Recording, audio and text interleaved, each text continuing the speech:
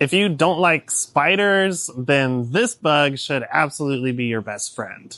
Now, I'm making this video because a lot of people see this bug and they're like, that's a wasp. I don't like wasps. But while it is a wasp, this is totally different from your typical wasps. So these bugs that we're talking about today are called Mud Daubers, and they are a type of solitary wasp. The main way to see how they're different from your typical wasps is they have this long, skinny waist, and overall their body just seems a little bit longer and thinner. And because they are solitary, they don't have this kind of hive mindset and this really willingness to defend the hive like other species of wasps may have, so they're not likely at all to attack you. In fact, they're generally regarded as not really ever stinging people unless you were to grab one or something like that. They could potentially sting out of defense. But even if they do sting you, their sting is much more mild and less painful than typical wasps.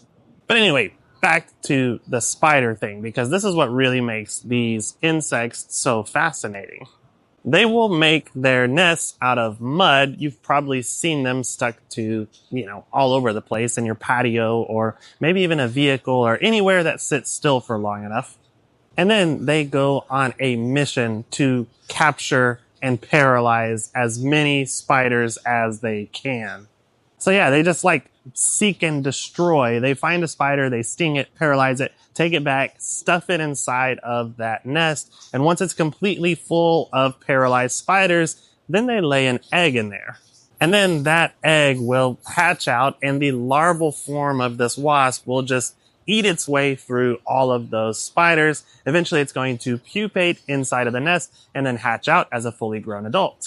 Overall, I just think they are such fascinating creatures, and it's really awesome how they just go to town on all kinds of spiders and feed them to their young. It's pretty metal. So if you see these flying around your porch or anything like that, just give them their space, leave them alone, and they'll be doing some cleanup around your yard for, lots of extra spiders.